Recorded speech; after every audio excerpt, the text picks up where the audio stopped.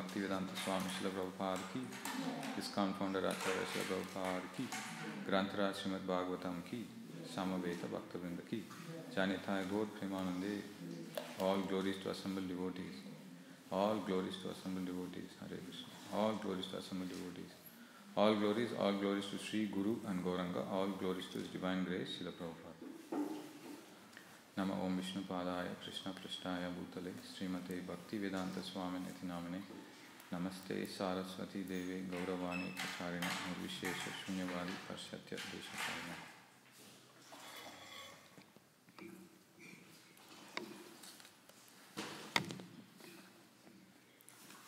Today we continue to read from Śrīmad Bhāgavatam, Canto 4, Chapter 12, entitled Dhruva Maharaja Goes Back to Godhead. Text number 9.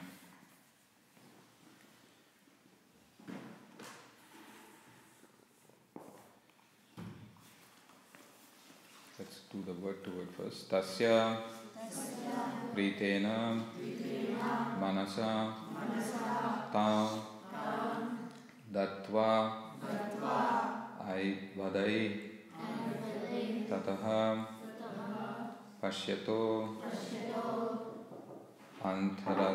antardade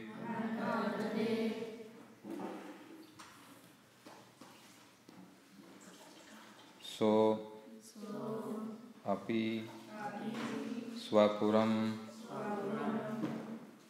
pratyapadyata tasya pritena manasa tam datva dvaita tada pashyato antardate sopi swapuram pratyapadyata tasya pritena manasa tam datvai dvadaistata pashyato antardate sopi swapuram pratyapadyata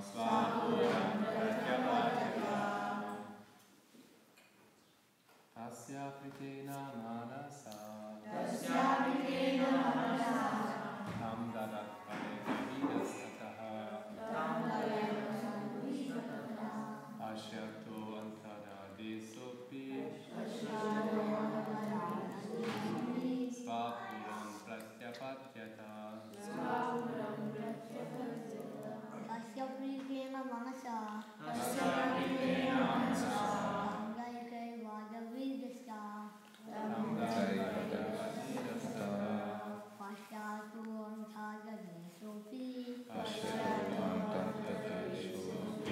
antardate sopi swapuram pratyapadyata tasya pritena manasa tasya pritena manasa tam datvai davidastata pashyato antardate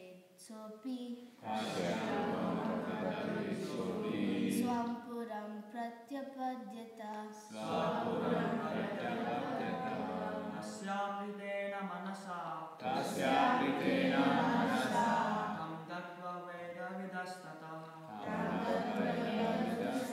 swapuram pratyapadyata tasya pritena manasa tam datvai davidastata pashyato antardate sopi swapuram pratyapadyata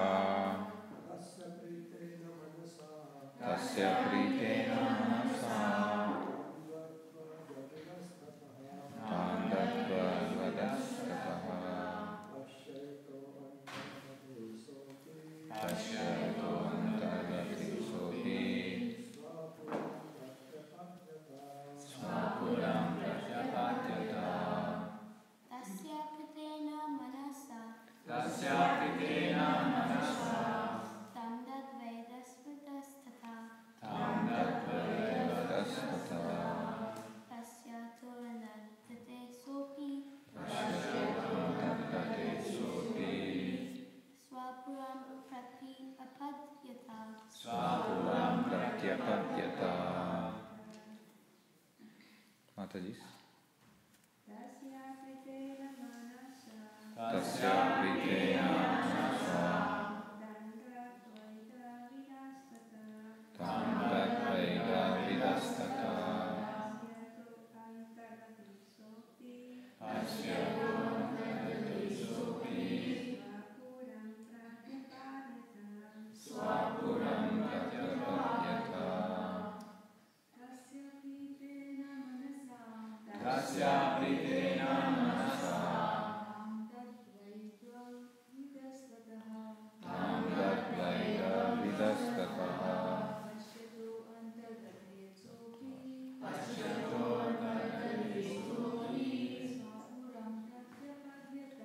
swapuram pratyapadyata. So you forgot to say Om Namo Bhagavate Vasudevaya. Om Namo Bhagavate Vasudevaya. Om Namo Bhagavate Vasudevaya. Om Namo Bhagavate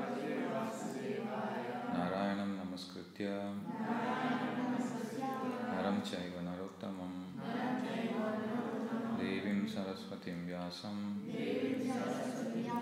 tato jayam udirayet ashtaprayeshu abhadreshu nityam bhagavata sevaya bhagavati uttama shloke bhaktir bhavati naistikhi.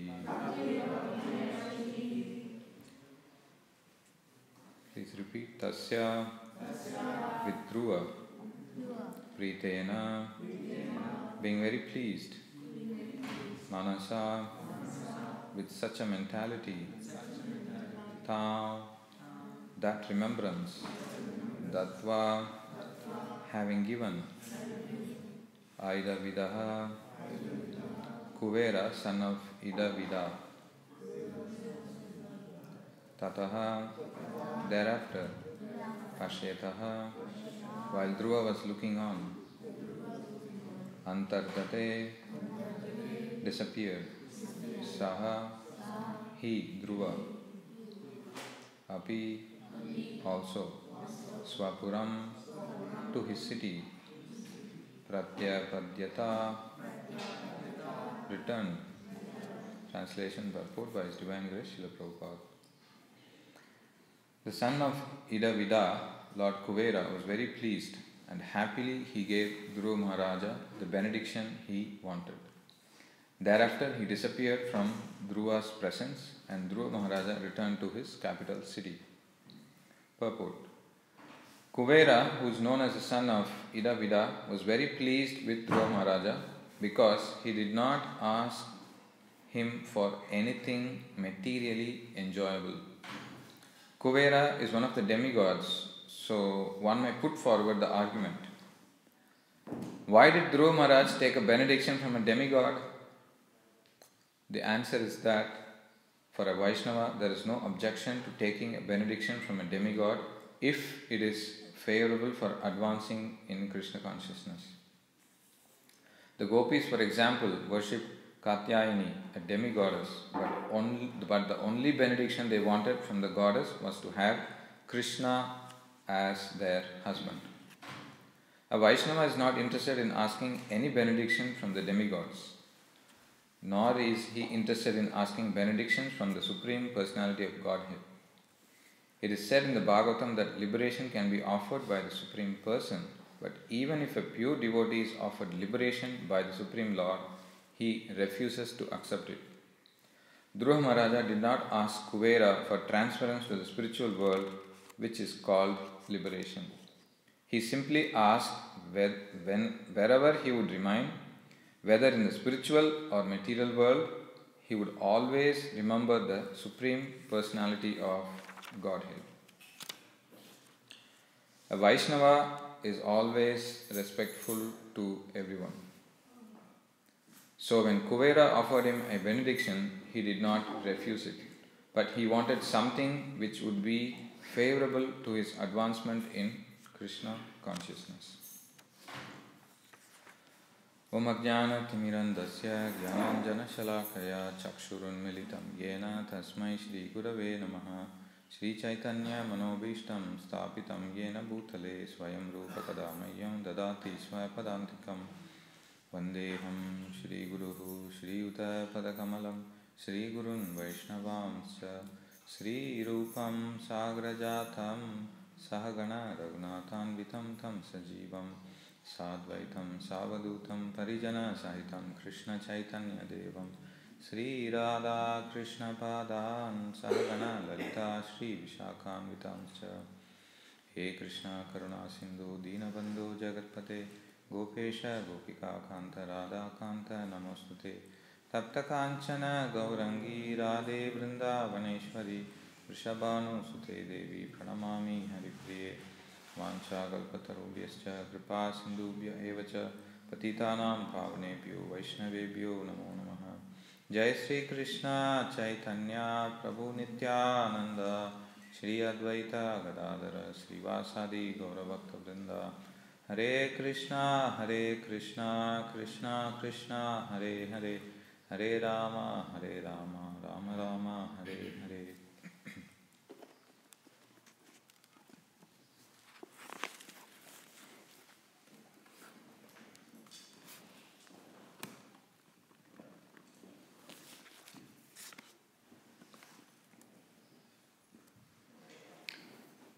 Advancement in Krishna consciousness depends on the attitude of the follower.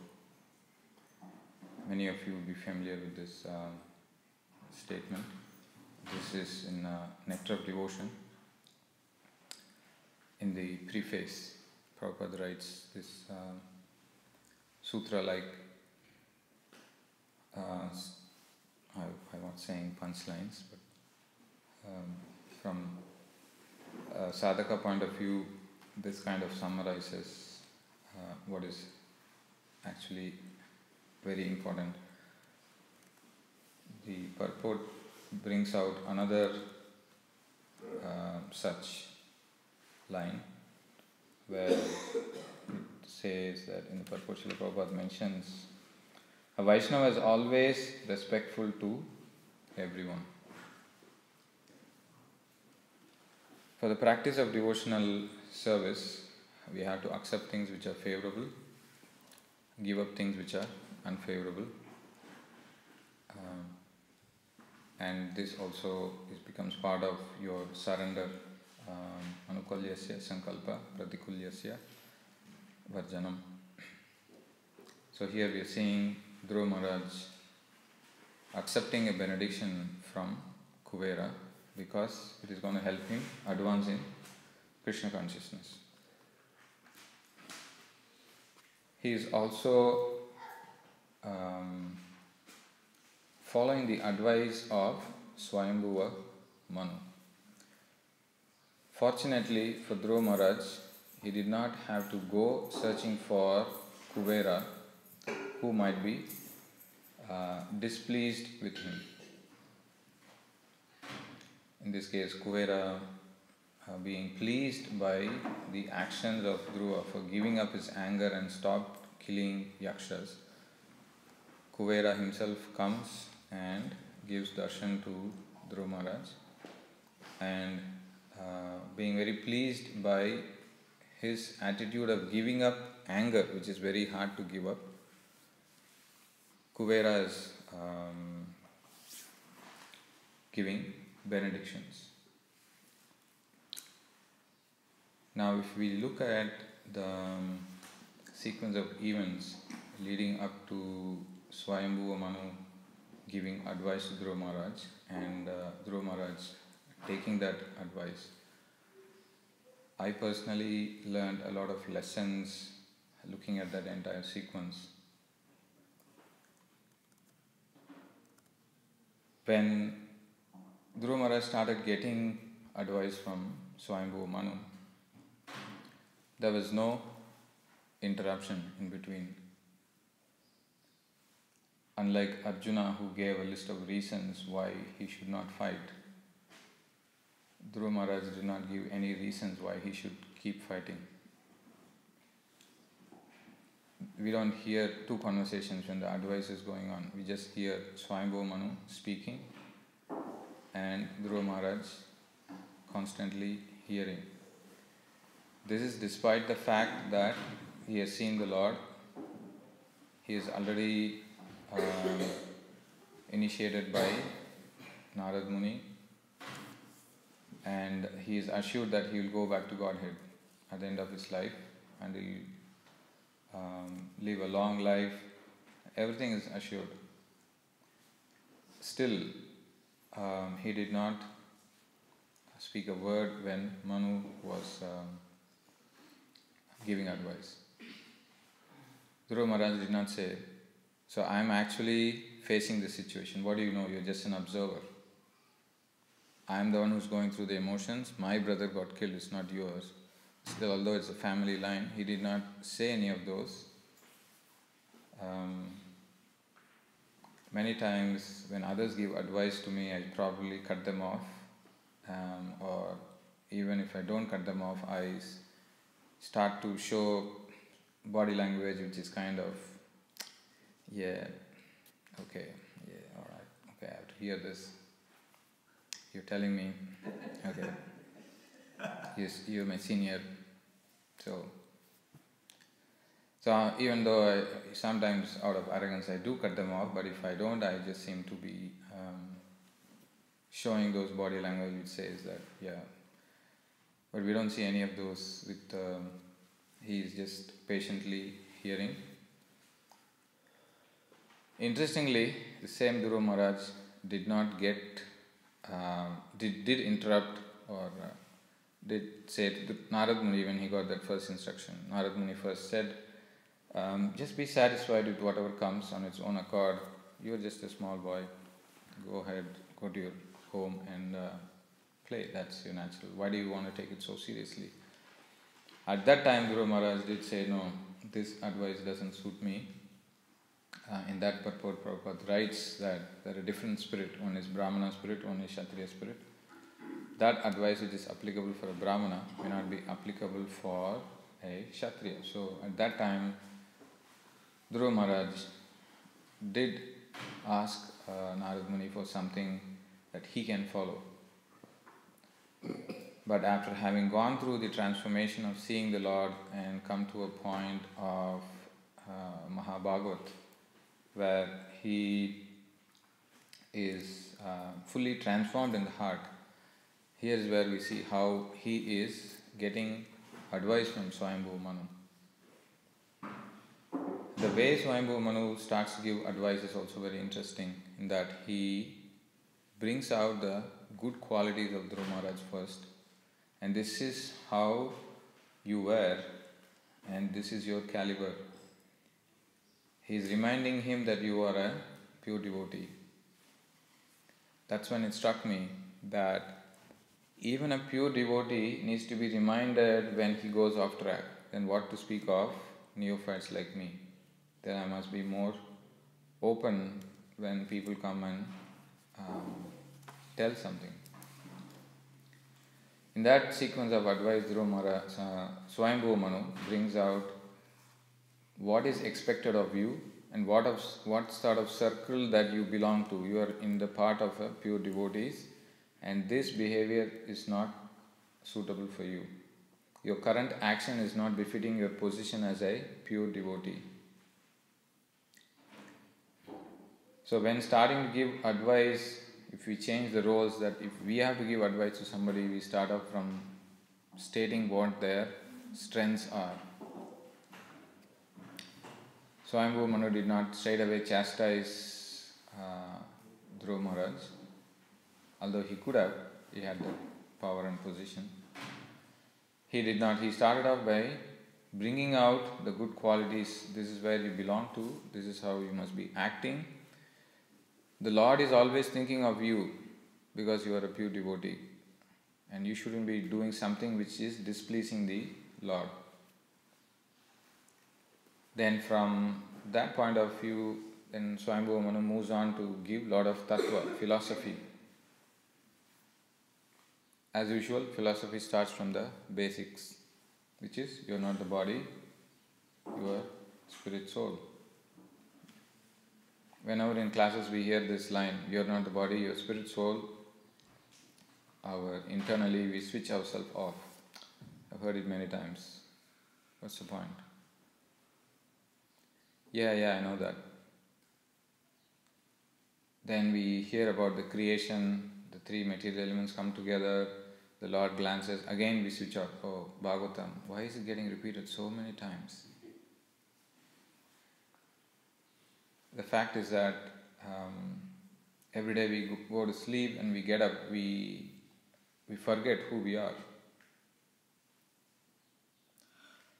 That's why it's highly recommended that the last 10 minutes before you go to sleep, if you are able to spend quality spiritual time with the Lord, then when you're sleeping, that 8 hours, 7 hours, 6 hours, if you're lucky, 5 hours, whatever time it is, that's what you're going to be thinking about, but that's what your mind is going to ruminate on, the last 10 to 15 minutes. So, if you're able to make that as a point to spend that quality time for yourself, which is you as a spirit soul, then that's what throughout the night you'll be thinking on, and then sometimes Prabhupada says you can even dream about the Lord. And despite the fact I used to get nightmares and whatnot, so Prabhupada's purport explains that whatever karmic reactions you have to go through, sometimes you will experience in your dreams. It's a token reaction. So, if somebody is actually going to come and strangle you, and you're going to feel that pain, and then it happens in your dream, you call out the Lord's name, and because that last 10 minutes, there was some input from some spiritual strength, that kind of will come to your rescue. So, we need to be reminded many times who we are, and this is the case even for Mahabhagavat like Dhruva Maharaj. Which means we must have a proper attitude with other devotees so that they can come and help us. I failed miserably many times in this attitude, which I'm trying to build on now. So as the advice progresses, it talks about how the Lord is the ultimate doer and you are not the doer. Again, the same. You heard this many times. So he takes up all the advice, and then the crucial aspect of the advice comes to the point of being disrespectful to Kuvera. Now, this is when I started reflecting, okay, I'm given a particular important service, then I'm given a particular amount of power and authority as well to do that particular service. At the same time, I'm doing the service in the midst of other Vaishnavas. They've also got their roles to play, they have their power, they have their authority, and sometimes the actions that we are doing may create conflict with what other services which other devotees are meant to do.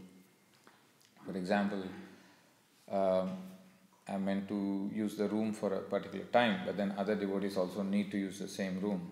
So then how do we, rather than saying, no, I got the authority, you just back off, because this is my service and that's what I'm meant to do, I got the backup.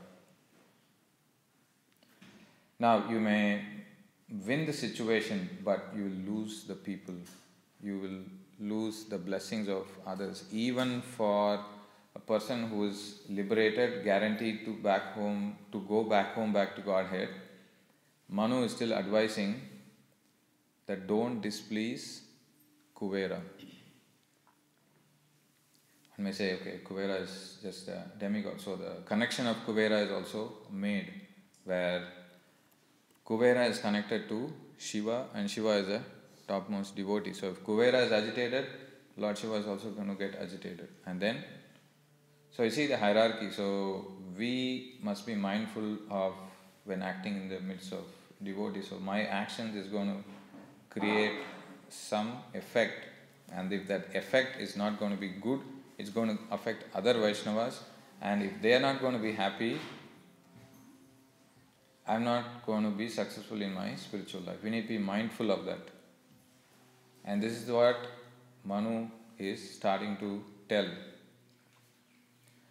First, he glorified him, then brought about the fact that what you're doing is not befitting you, then a flow of tattva, philosophy, then comes the actual pointing out of exactly what is going wrong.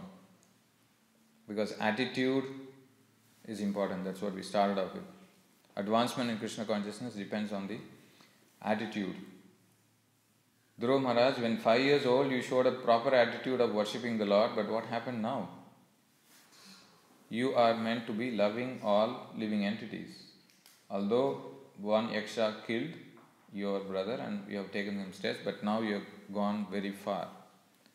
And by this action of yours, you are displeasing others, especially Kuvera. Now, Prabhupada naturally, in his own style of putting an argument and then answering it. This is like a technique to draw. So you go to the opponent's side and speak as if you are the opponent, and come back and defeat the same argument of the opponent. So people will argue, okay, why do you have to respect the demigods? And for that matter, Dhruva Maharaj, why does he have to even take benediction from a demigod? Bhagavatam establishes that demigods are also servants of the Lord, except that they have still material attachment. They are also devotees of the Lord. So however exalted you may be, you still have to respect other devotees. And if they are displeased, what's the effect is that your constant remembrance of the Lord will get interrupted. That's the whole point where a Vaishnava is always respectful to everyone. Why is that? Because once you have that attitude, then you can constantly remember the Lord. Because what is Mahabhagavat? What is he asking for? Is that I must always remember the Lord. Whether I am in the material world or spiritual world, I should constantly remember the Lord. Now for that, what is favorable is accepting, even though it's a benediction from Kuvera. And then he has to change his attitude internally, that even though I am assured of going back to Godhead, still while I am in this planet, I must show proper attitude towards other Vaishnavas. So when we are pointed out that our actions, either knowingly or unknowingly, has displeased others, then we must take proper corrective action. And what corrective action? That also Swayambhuva Manu advises. This is in, he uses the word helanam, disrespectful behavior too. So this is 4:11:33. This is Swayambhuva Manu speaking. My dear Dhruva, you thought that the yakshas killed your brother, and therefore you have killed great numbers of them. But by this action you have agitated the mind of Lord Shiva's brother Kuvera, who is the treasurer of the demigods. Please note that your actions have been very disrespectful to Kuvera and Lord Shiva. And that's where the theme of a Vaishnava being always respectful. So when somebody is going off track, he is getting pointed out. And the attitude change is being emphasized. In the purport, Prabhupada writes, Lord Manu stated that Dhruva Maharaj had been offensive to Lord Shiva and his brother Kuvera because the Yakshas belonged to the Kuvera's family. They were not ordinary persons. As such, they have been described as Punya Janam, pious men. Somehow or other, the mind of Kuvera had been agitated, and Dhruva Maharaj was advised to pacify him. The next verse will actually tell what needs to be done. So Swayambhuva Manu continues. For this reason, my son, you should immediately pacify Kuvera with gentle words and prayers, and thus his wrath will not affect our family. So here we see the corrective action that is being told. So you pacify him with gentle words and prayers. As I mentioned earlier, Dhruva Maharaj did not have to go looking for Kuvera to pacify him, because he stopped the fight. Kuvera himself came. Now this may not happen to us. The person who we displeased will not come in front of us and wait for us to ask for forgiveness. We may have to go looking for them. And when things are pointed out, we may have to take corrective action, like who are the parties who got affected. Then go ask forgiveness. So a simple action of us which has caused some negative effect on the others in our own ashram or community or group of other devotees, it's best to look for that when we are being told and go and take corrective action. So pacify them with gentle words and prayers. And by that, what's happening is you are actually protecting your bhakti. We can either keep our ego and lose our bhakti, or lose our ego and keep our bhakti. It's up to us. I'm still trying, I'm not there yet. Another interesting point that came out of this advice is that, so if you are doing something wrong, and by that wrong action, the entire family may get affected. That's the line which Manu uses, and thus his wrath may not affect our family. So the wrath of a Vaishnava may affect the entire family, despite the fact that you are a Mahabhagavat. So how careful we must be in our own levels when we are dealing with others, especially in terms of respect. Now when we look at Swayambhuva Manu's point of view, we look at another way of protecting his subordinate. Dhruva Maharaj did not go and ask for Swayambhuva Manu's help. But Swayambhuva Manu, being the Manus are supposed to be the protectors of mankind, right? That's the definition of Manus. So he is seeing that one of his family members, he is going off track. Although he is not approaching and asking for advice, he is still going and interrupting because it's going way too much.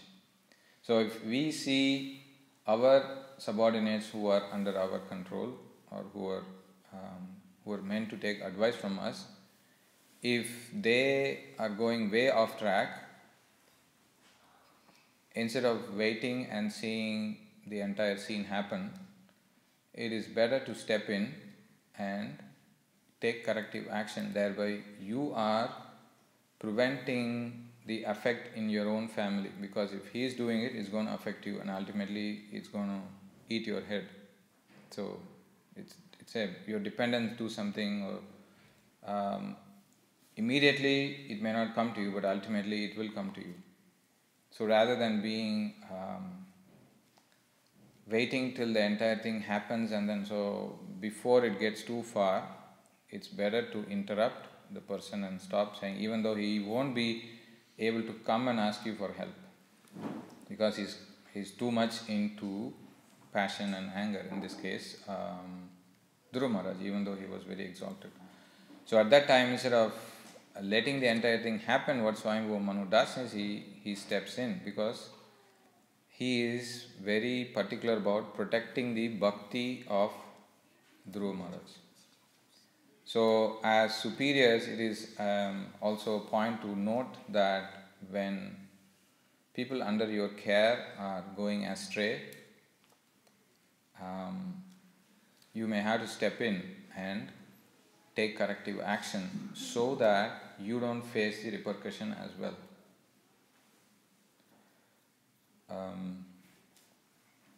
We were discussing this point about the entire Yadu dynasty. The Krishna's own sons were putting up, they were playing a prank, and the sages got agitated and they cursed, and the entire dynasty was annihilated. So if proper behavior is taught to our subordinates, then they wouldn't be creating bad effects. The positive side is, if from the beginning, if you are able to give that good sadachar training to the subordinates, then they wouldn't be behaving in a wrong way and you don't have to go correct them. At the same time, even if they are given, they have to be constantly reminded. That's what Swayambhuva Manu is actually doing here. He knows that Dhruva Maharaj is exalted, but at this moment he is being carried away and he is going way beyond what is to be done. So he steps in and he corrects him.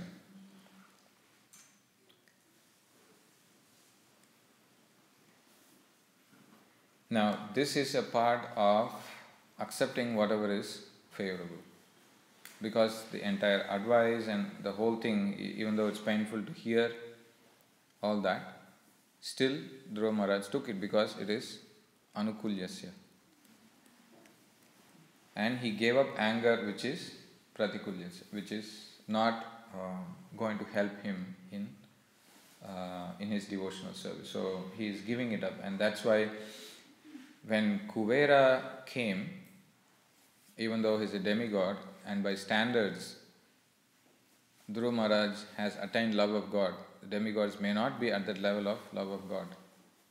Why is he still taking that benediction? Because he is following the instructions of Swayambhuva Manu. Another crucial point is when instructions are given, we have to remember it and follow those instructions. If we can't remember, we should at least write them down. Because I was chastised once by my Guru Maharaj that you seem to be hearing and you keep forgetting. How many times should I tell you? So keep a notebook and pen. Whenever I say something, write it down. And then go through it, and the next time don't do the same thing. So it made sense. And then when other God brothers were serving very nicely, they were planning and way ahead and doing, then I realized, okay, because I used to think I'm serving my Guru very nicely. So then when I came to a different congregation, and then I saw, okay, so then the reason why he got me also was that to show that you are not so great. And that time he said how organized others are. So if they are telling you something, their instructions are given, it's better we take a serious note of it. Because somebody is giving their quality time and energy for us for our own benefit. Then we must take it seriously and then take a note of it, and then at least not do the same mistake again. It's not that we'll be mistake proof always.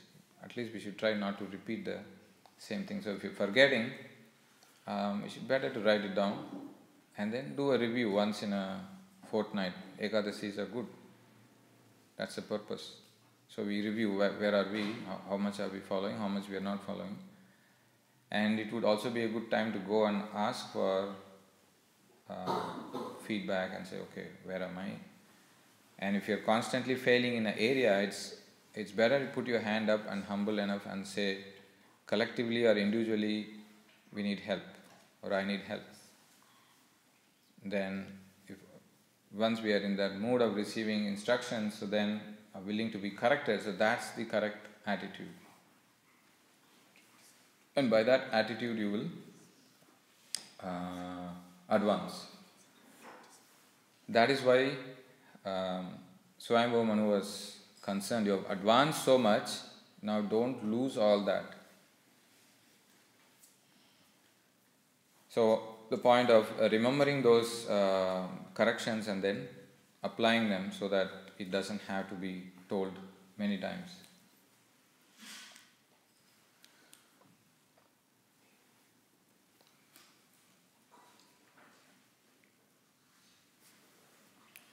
Now coming back to the point of accepting what is favorable, unfavorable. Yes, so Kuvera at this stage, as a demigod, is giving a benediction. Whatever Dhruva Maharaj asked for, okay, you will always remember him wherever you are. So here Dhruva Maharaj is actually by listening to whatever Kuvera is saying. Kuvera again comes and tells some philosophy. So by the time factor, the Lord is a doer. Again Dhruva Maharaj is patiently listening. He didn't say, come on, I just now heard from Swayambhuva Manu, not again. You are coming and telling me the same thing. So when there is a chance for correction, so at that time don't mess up again. The person who you wanted to get forgiveness from, he's there. At that time again, don't mess up. So at least at that time, do it right. So here, Dhruva Maharaj was fortunate enough, Kuvera is coming, giving his darshan, and is giving a benediction also. So by your actions you are able to please or displease other Vaishnavas. So if you have displeased them, next time when you are given a chance, try to pacify them, glorify them. And in this case, just by accepting the benediction, although he is in a much higher platform, still Dhruva Maharaj took the benediction from Kuvera and thus pacified him. And that's being brought out in this. So he accepted it because it is going to be favorable and it is a right opportunity for correcting the situation. And ultimately, the objective is that he can remember Krishna constantly. That was Swami Manu's concern. That should be the concern of every superior, where he is concerned about how to make sure his subordinates are constantly remembering and there is no interruption and they don't end up doing things which are going to be harmful for their bhakti. Physically, the superiors may not be able to protect us always, but they are concerned about protecting the bhakti.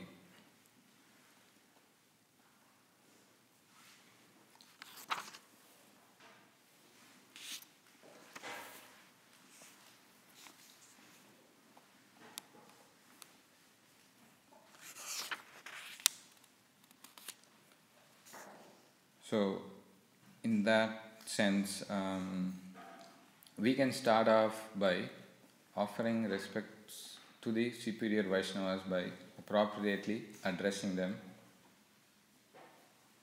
Although within the circle of the superiors we may see that they are casual in their dealings among them, when we see and we are allowed to be with them, we shouldn't take up that role of being casual.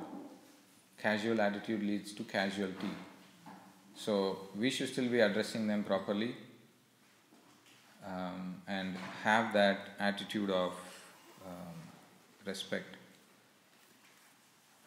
Now, if things are going favorably, this scenario is all pleasant and I'm able to go ahead. What happens if we are seeing things around us which are very unpleasant and we're still being respectful and this amount of dissatisfaction or discontent keeps building on us? Now, what is the remedy? It happened to one of the disciples of Srila Prabhupada and he wrote to him.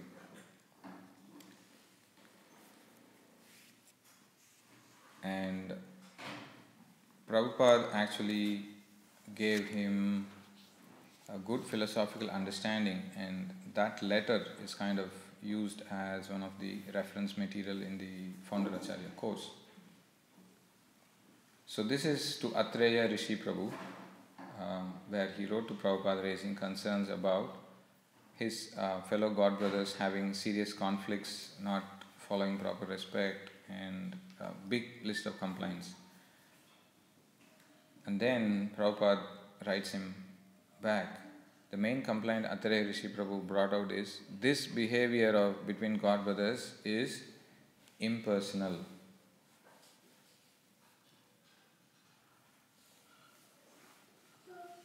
So reading this letter actually helped me to correct a lot of my own actions and the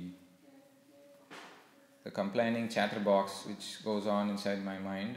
At least I'm able to pacify and put it on mute.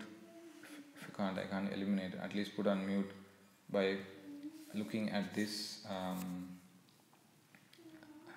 response. Let us go through this. I am very much pleased by the sentiments expressed herein. It is not so much that because there may be some faults in our God brothers and God sisters, or because there may be some mismanagement or lack of cooperation, that this is due to being impersonalists. No. It is the nature of the living condition to always have some fault. Even in the spiritual world, there is some fault and envy. Sometimes the gopis will quarrel over Krishna's favor, and once Krishna was so much attracted to Radharani that by mistake he tried to milk the bull instead of the cow. And sometimes when the gopis used to put on their dress and makeup for seeing Krishna, they would be too much hasty and smear kumkum and mascara in wrong places, and their ornaments and dresses would appear as if small children had been trying to dress themselves and they were not very expert like that. There are so many examples. So what Prabhupada is saying, if you want to find fault, you can find fault even with Krishna, even with Radharani, even with the gopis.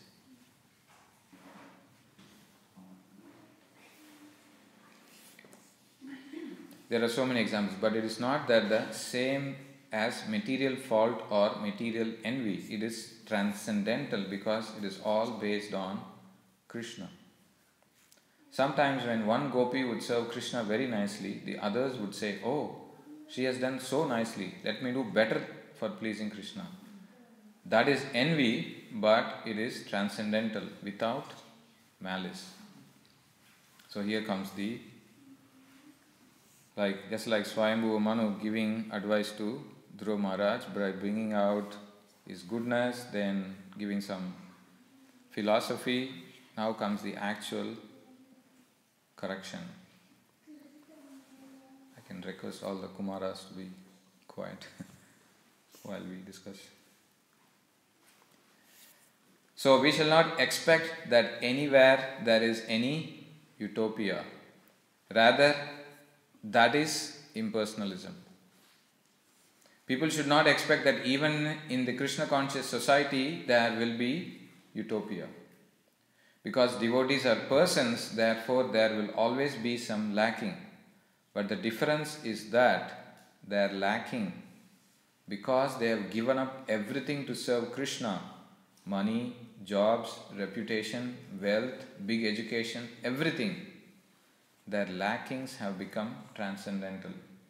Because despite everything they may do, their topmost intention is to serve Krishna.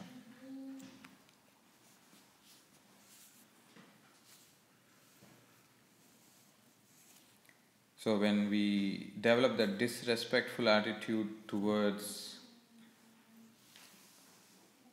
others for various reasons, whether genuine or not, Prabhupada's words gives that reality check. Okay, so maybe you have high expectations and you think that in a spiritual organization everything will be perfect, but it may not be so, because still we are persons and there will be some shortcomings. Now, having said this point, Prabhupada in the same letter tells what should be the proper attitude. One who is engaged in devotional service, so now Prabhupada quotes the Abhiset Suduracharo verse. One who is engaged in devotional service, despite the most abominable action, is to be considered saintly because he is rightly situated. Now this section Prabhupada tells about how you should see the devotees of the Lord. The devotees of Krishna are the most exalted persons on this planet, better than kings, all of them. So we should always remember that, and like the bumblebee, always look for the nectar or the best qualities of a person. Not like the utopians who are like flies, who always go to the open source or find the faults in a person, and because they cannot find any utopia, or because they cannot find anyone without faults, they want to become void, merge, nothing. They think that is utopia, to become void of personality. So if there is some slight disagreement between devotees, it is not due to impersonalism, but it is because they are persons, and such disagreements should not be taken very seriously. The devotee is always pessimistic about the material world, but is very optimistic about the spiritual life. So in this way, you should consider that anyone engaged in Krishna's service is always the best person. Prabhupada is now taking the argument of Atreya Rishi Prabhu and turning it against him.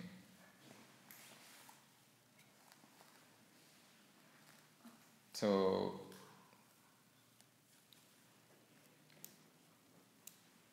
expecting that everything will be perfect and there won't be any faults anywhere, that is impersonalism. Because we are not dealing with machines and robots which are pre-programmed and act in exactly the same way that we like. Even they have faults and they have a warranty and all that. So, because persons are there, a same service, different people may like to do differently. And obviously there will be some conflict. But ultimately, the top intention is to serve Krishna. So, expecting that there won't be any disagreements or there will be a perfect situation, that Prabhupada says is, that attitude in itself is impersonalism.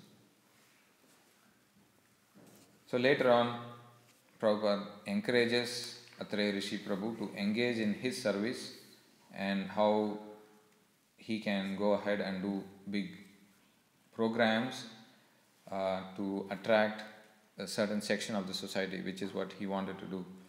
So we see that similarities between how Swami Manu was advising Dhruva Maharaj, concerned about saving the bhakti of Dhruva Maharaj. Here we can see, can we ask them to keep quiet? Can Philip come and sit near the camera? Please, thank you. Maybe we should put a sign.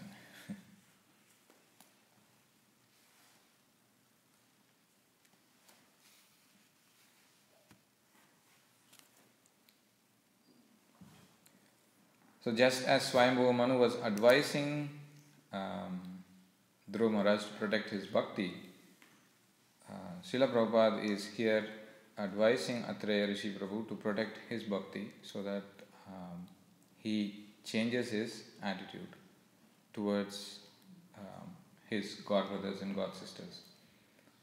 And this letter was like a profound, it just cleared my consciousness very, very much that it was just an answer, that is just the right thing that I needed to hear. That's the beauty of Srila Prabhupada, and that's the beauty of getting connected to a disciplic succession, but is that they are constantly taking care of you. If you're going off track through their letters, their books, or through seniors, you will get that. That's what it said. It takes a village to raise a child, so it takes the entire disciplic succession to get a person back to Godhead. So that's why I felt that this is exactly for me. So these are some of the lessons that I learned from this section of Bhagavatam, and I try to share. In the process, if I have committed or offended somebody, please forgive me. Let's see if there are any comments or questions or corrections.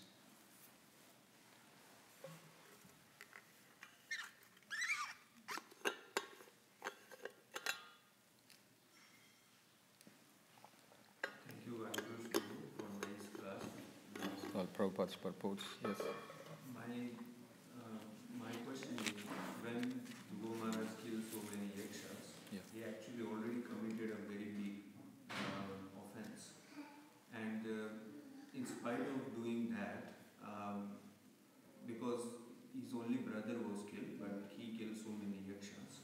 And when Kuvera and Lord Shiva got agitated, so what was their reaction to what action Dhruva Maharaj did? Like how Kuvera still forgive Dhruva Maharaj? Because Dhruva Maharaj gave up something which is very hard to give up, which is anger. And he could have quoted the same Manu Samhita or scriptures or used his authority as a king. And the fact that he is a Mahabhagavat, he has got the Narayanastra, everything is in favor of Dhruva Maharaj. He could have gone ahead and annihilated the whole race, but he stopped. But despite having so much power, and backup and the support, and you could have gone ahead and used everything to kill that race.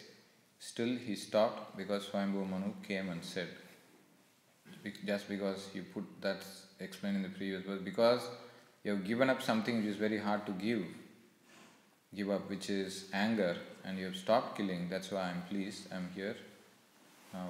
So that action of Dhruva Maharaj of giving up anger, that's what pleased them. And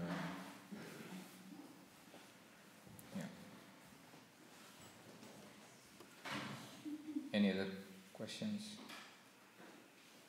That will conclude here. Śrīmad Bhāgavatam ki jai, Śrīla Prabhupada ki jai.